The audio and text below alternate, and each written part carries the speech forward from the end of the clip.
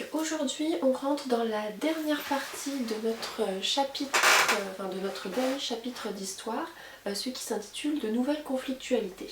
Alors vous retrouvez ce chapitre à partir de la page 24 de votre dossier d'histoire, d'accord, puisque j'avais fait du 2 en 1 pour les cours d'histoire, d'accord. Donc on est en 1990, on est, ça y est, hein, la guerre froide est terminée et on a un apaisement du monde, d'accord, enfin, un apaisement du monde entier, d'accord. Les relations sont beaucoup plus pacifiques et voilà. Et on a effectivement cette montée en puissance des États-Unis et cette perte de pouvoir un petit peu de l'URSS. On s'attend donc à trouver un monde beaucoup plus calme et un monde en paix, d'accord. Mais on va voir que ce n'est pas le cas puisque à travers les 3 exemples que l'on va prendre, eh bien on va se rendre compte que non, le monde n'est pas un monde qui vit en paix, d'accord. Le premier cours qu'on va aborder et qu'on va aborder aujourd'hui, c'est la guerre du Golfe, d'accord, entre 1990 et 1991, d'accord. Alors, pour comprendre la guerre du Golfe, il faut revenir un petit peu auparavant, il faut revenir dans les années 80, puisque dans les années 80, l'Irak de Saddam Hussein est en guerre contre l'Iran, d'accord. Ça se passe de 1980 jusqu'à 1988, d'accord. Cette guerre est perdue par l'Irak de Saddam Hussein, et le pays se retrouve à la sortie de cette guerre complètement endetté, d'accord. Et donc Saddam Hussein souhaite un petit peu trouver de l'argent, d'accord, et il va donc se tourner vers le Koweït. Le Koweït, c'est un tout petit état au sud de l'Irak, d'accord. C'est un état indépendant depuis 1961, d'accord, qui appartenait auparavant au Royaume-Uni, mais voilà, depuis 1961, c'est un état complètement indépendant, d'accord. Ce petit état, même s'il est extrêmement petit, est un état très riche, puisque on trouve sur son sol beaucoup de pétrole, d'accord, et donc potentiellement beaucoup d'argent, hein, forcément. Et donc Saddam Hussein souhaite reprendre ce territoire qu'il considère comme étant le sien, comme faisant partie intégralement de l'Irak, d'accord. Donc voilà, il souhaite reprendre ce territoire qui lui appartient. Alors, d'une part parce qu'il pense que ça lui appartient, et deuxièmement parce que ressources pétrolières, donc argent, je vous rappelle que son pays à lui est endetté, d'accord. Donc il y voit réellement un intérêt, d'accord. Et donc, en août 1990, l'Irak de Saddam Hussein envahit le Koweït, d'accord. On est sur ça. On n'est pas encore rentré complètement dans la guerre du Golfe. La guerre du Golfe, ça va plutôt être en 91, d'accord. Mais c'est cette invasion du Koweït par l'Irak qui va déclencher la guerre du Golfe. Voilà. Alors, je vais vous laisser prendre. Alors, le document 1, c'est la carte, hein, d'accord. Le document 1, c'est la carte pour que vous puissiez un petit peu visualiser tous les pays. Et je vais vous laisser lire donc le document 2, hein, l'Irak justifie l'invasion du Koweït. Et dans ce texte, vous allez voir que le ministre des Affaires étrangères irakien dit clairement, estime en tout cas que le Koweït n'est pas juste envers l'Irak, puisqu'il estime que l'Irak a défendu tous les pays du monde arabe, l'Irak s'est battu, l'Irak a versé son sang pour tous les pays du monde arabe, et le Koweït, finalement, n'est pas très sympa, d'accord. Donc, il tente effectivement de justifier l'invasion du Koweït en disant, bah oui, nous on s'est battu pour eux, etc. Donc maintenant, on voudrait un petit peu une sorte de récompense, d'accord.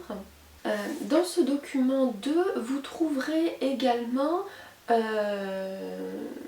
une notion.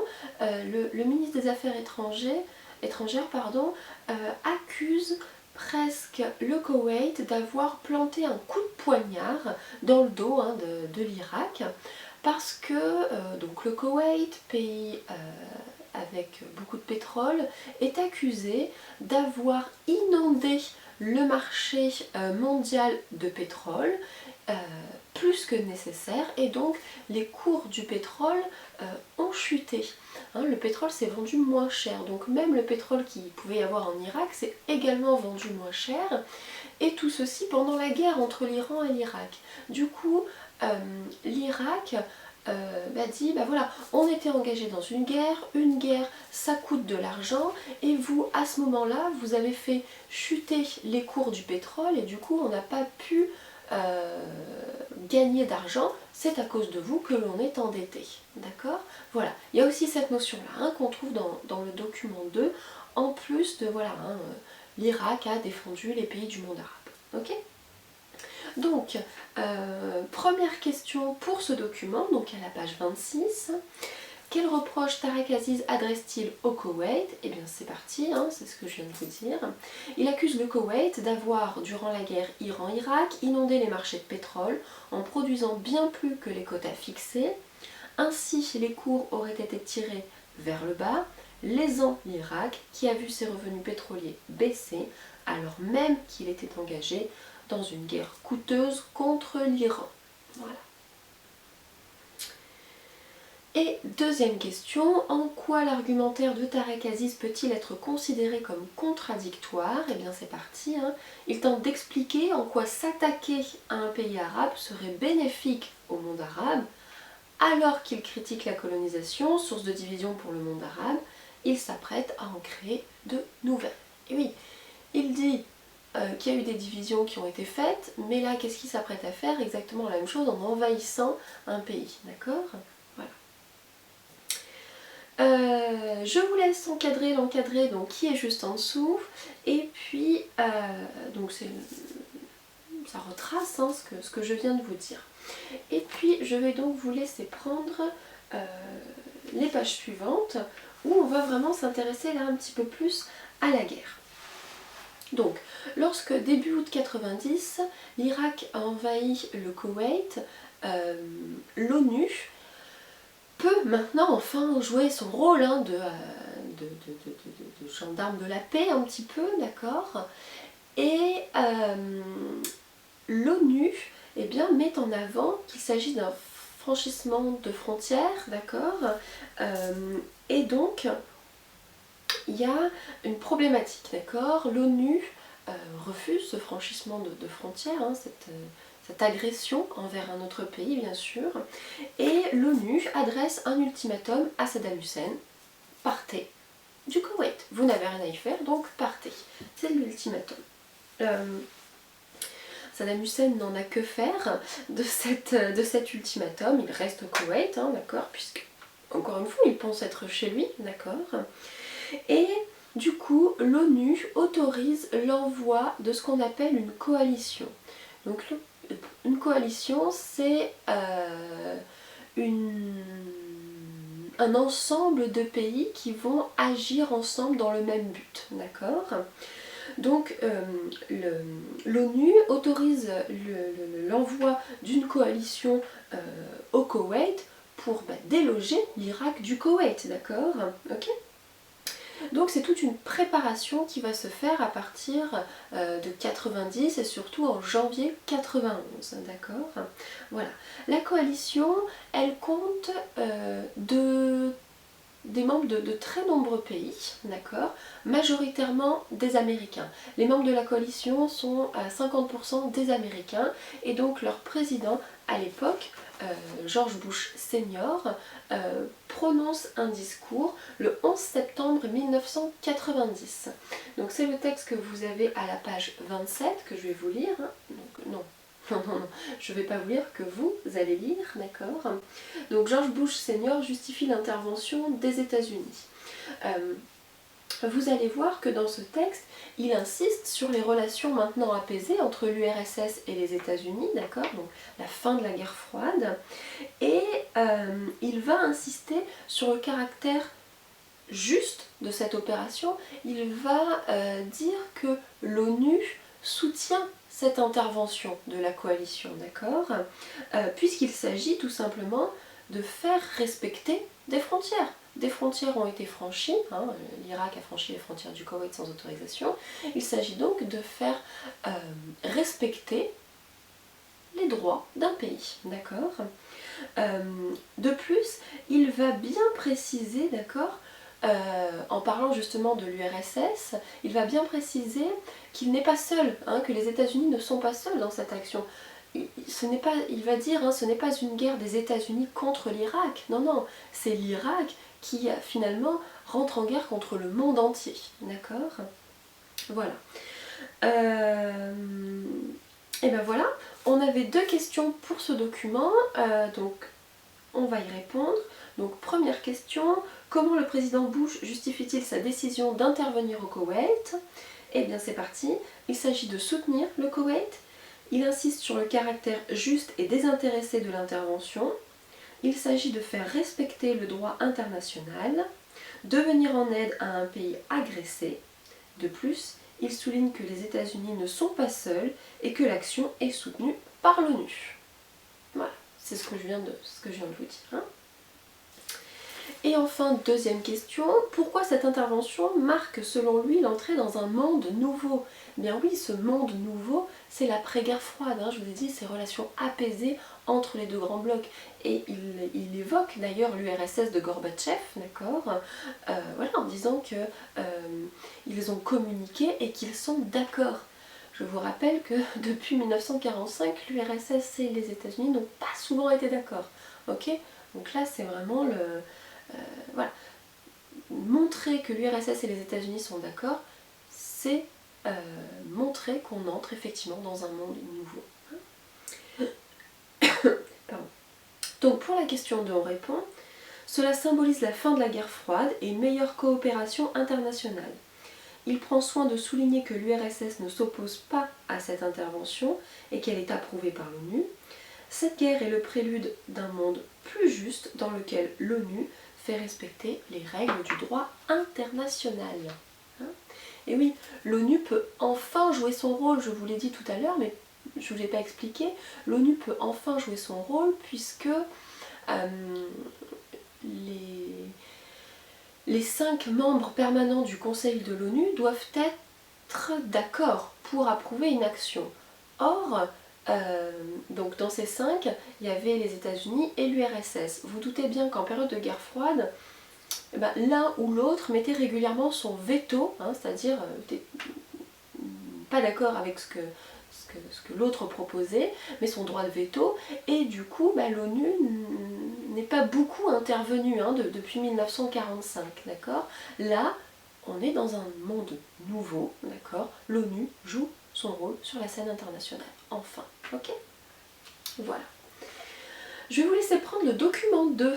Le document 2, c'est une carte qui vous montre, donc une carte du monde, hein, qui vous montre les différents pays qui interviennent dans la coalition, ceux qui la soutiennent, ceux qui sont neutres, donc qui ne se prononcent pas, mais ceux qui vont aussi soutenir l'Irak. Et ça, il va falloir en parler.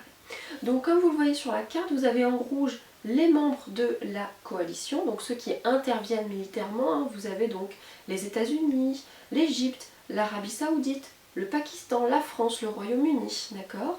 Vous avez ensuite en orange le plus foncé les autres membres de la coalition, donc qui interviennent également de manière beaucoup plus succincte, d'accord. Vous avez ensuite en orange clair, on va dire, les pays qui soutiennent particulièrement financièrement la coalition, hein, d'accord, voilà, qui mettent de l'argent, parce qu'une guerre ça coûte cher, d'accord, donc voilà, ils sont d'accord avec la coalition, ils n'envoient pas forcément d'hommes sur le terrain, mais voilà, ils soutiennent ça. Vous avez des pays en jaune qui eux sont neutres, c'est-à-dire qu'ils ne se prononcent pas. C'est vraiment ça. Ils affichent leur neutralité, hein, c'est ce qu'on vous dit dans la légende, en étant ni pour l'un ni pour l'autre. D'accord? C'est assez particulier comme position, mais elle est importante. Vous voyez qu'il y a quand même de nombreux pays dans le monde qui ne se prononcent pas hein, quant à cette guerre. Et puis vous avez donc envers les pays qui soutiennent l'Irak, comme par exemple le Soudan, le Yémen, la Tunisie ou encore la Mauritanie ou la Corée du Nord. D'accord? Donc voilà, le monde est quand même largement divisé, il y en a qui sont pour et d'autres qui sont contre. C'est important que les États-Unis soient soutenus dans cette guerre par l'Égypte ou l'Arabie Saoudite ou même le Pakistan, parce qu'on a souvent eu tendance à reprocher aux États-Unis de faire la guerre contre le monde arabe. Or là, par exemple, l'Arabie Saoudite fait partie du monde arabe et soutiennent les États-Unis. On ne peut donc pas accuser les États-Unis de se lancer dans une nouvelle guerre contre le monde arabe. D'accord? Voilà, ça va bien les arranger. Donc, on vous demande de recenser les États arabes et les États musulmans engagés dans la coalition contre l'Irak et en quoi leur participation est-elle importante pour celle-ci. C'est donc juste ce que je viens de vous dire. Donc, on va juste marquer le nom comme ça de quelques pays qui soutiennent l'Irak. Donc, on va marquer Arabie Saoudite, Égypte, Syrie, Pakistan.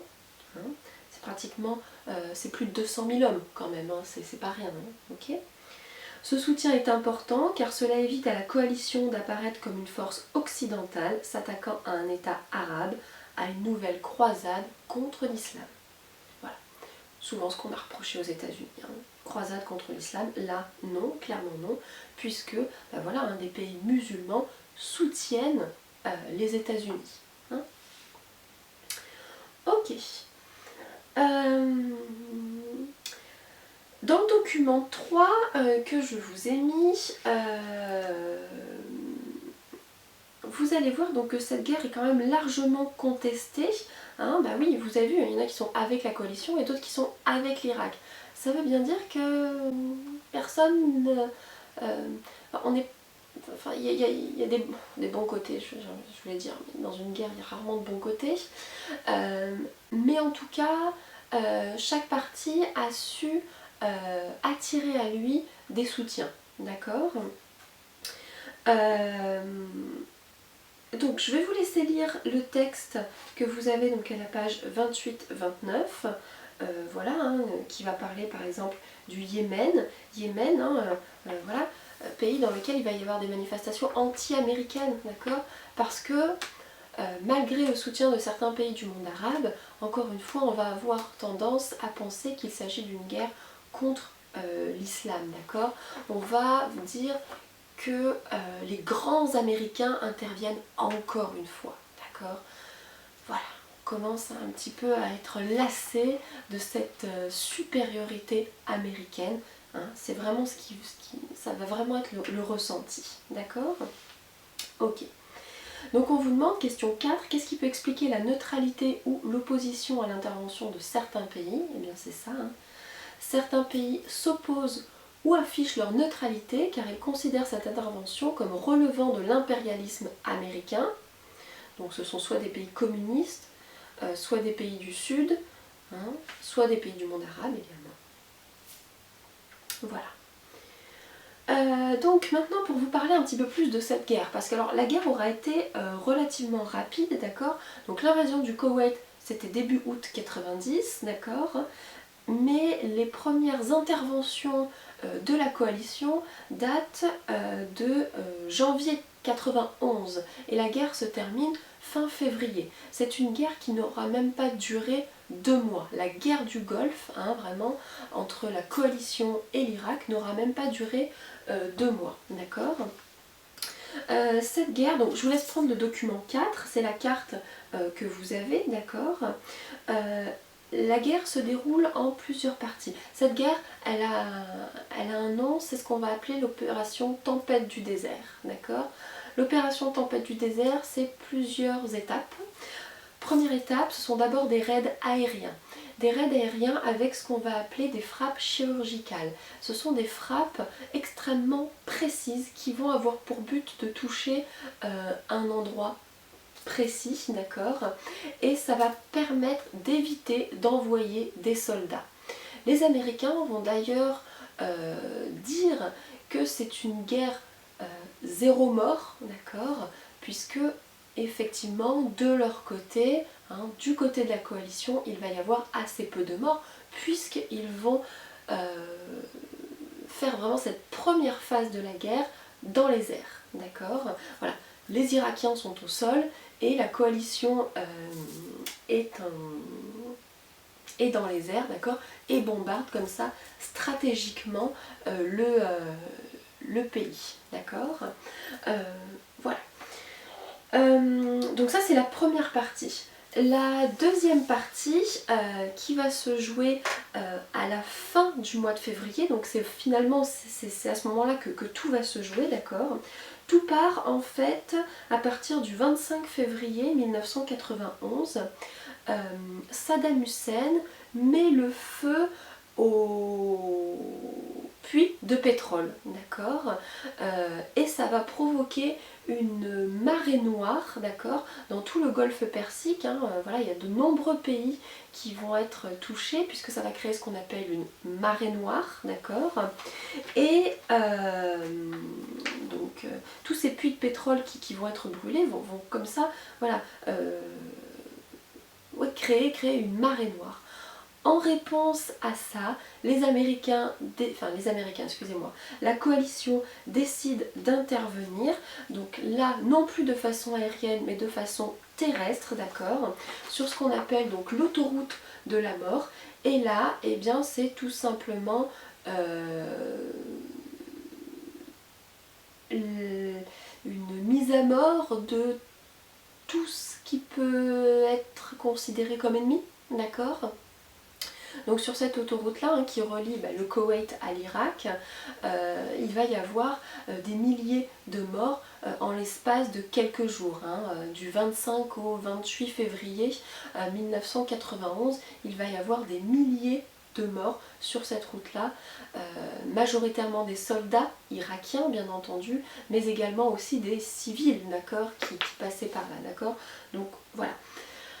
C'est bien cette offensive terrestre qui met fin à la guerre d'Irak, à la guerre contre l'Irak, pardon, le 28 février 1991. D'accord ? Voilà. Donc, on avait une petite question pour ce document-là. Question assez simple. Question 5, page 29.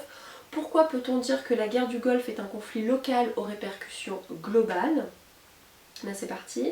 Donc si la guerre du Golfe est d'abord un conflit entre deux pays voisins, elle mobilise de nombreux autres pays du Moyen-Orient et au-delà, à commencer par les États-Unis, la première puissance militaire mondiale, tout de même. J'ai perdu. Je vous laisse encadrer à la page 30 l'encadré, hein, c'est tout ce que je viens de vous lire, de vous dire, pardon. Et on va s'intéresser aux conséquences maintenant de la guerre du Golfe. On peut parler peut-être des conséquences du bilan humain, d'accord, voilà, on va évoquer plusieurs choses. D'abord le bilan humain. Très peu de morts, certes, alors il y en aura, hein, mais très peu de morts du côté de la coalition. Je vous ai dit, ils sont d'abord intervenus dans les airs, d'accord. Donc voilà. Par contre, on estime à 150 000 morts du côté irakien. Encore une fois, c'est une estimation. Certains chiffres vont être beaucoup plus importants que ça, d'accord. Donc voilà pour le bilan humain. On peut parler également d'un bilan écologique désastreux.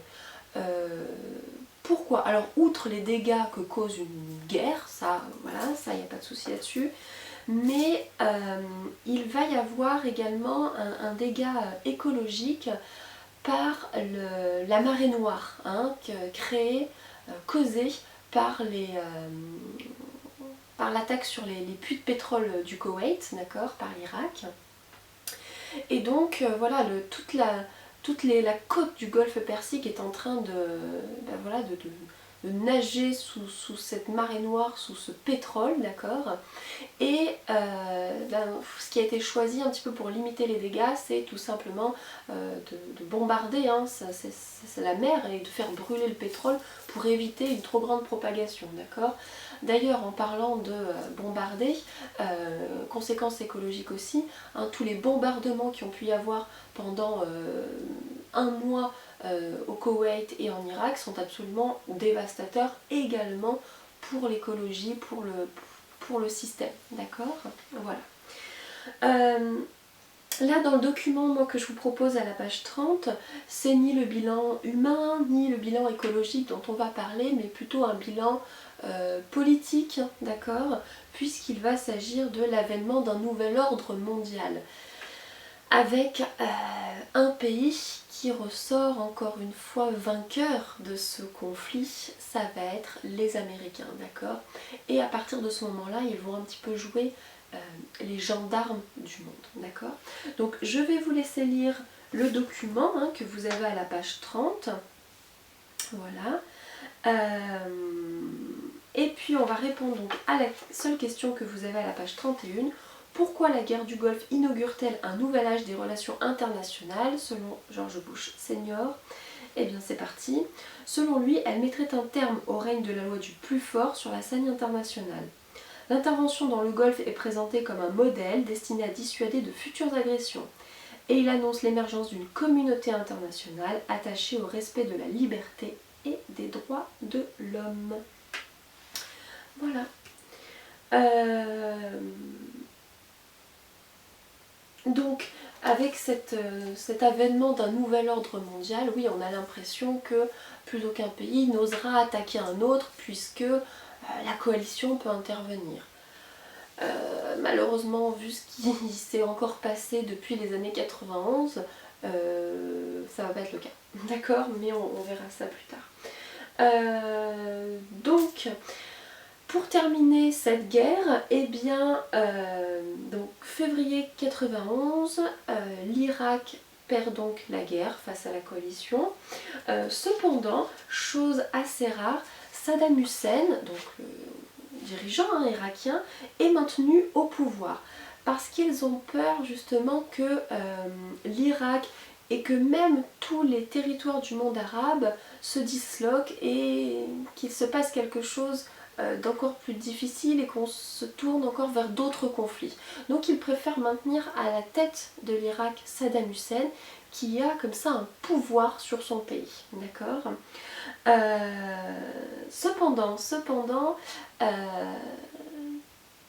Saddam Hussein va s'en prendre aux populations chiites et aux populations kurdes qui avaient tenté de se soulever pendant la guerre, hein, d'accord, en espérant obtenir peut-être une indépendance, peut-être quelque chose, d'accord. Donc il les réprime très violemment et voilà, ça va faire de nombreux morts hein, chez les populations kurdes et les populations chiites, d'accord. L'ONU intervient encore une fois pour dire « Oh, non, on n'a pas le droit de s'en prendre à des populations, d'accord ?» Voilà. Mais, encore une fois, Saddam Hussein est maintenu en place.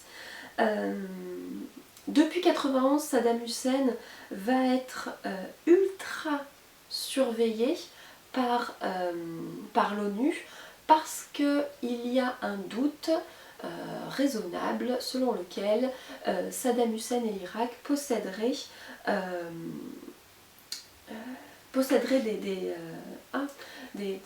un armement nucléaire, pardon, d'accord. Saddam Hussein aura toujours dit que non, d'accord. Il est donc prévu à la fin du conflit de désarmer l'Irak, hein, cet armement nucléaire ne va jamais être retrouvé. Donc Saddam Hussein reste sous très haute surveillance jusqu'en 2003, puisque ça va être la deuxième guerre du Golfe, un petit peu, hein, en tout cas la deuxième guerre en Irak, contre les États-Unis après les attentats du 11 septembre. Voilà. Donc c'est tout bon pour ce cours, je vous laisse encadrer page 31, l'encadrer et forcément le lire aussi. Et on se retrouvera donc pour un autre cours qui sera le conflit yougoslave. Voilà, merci.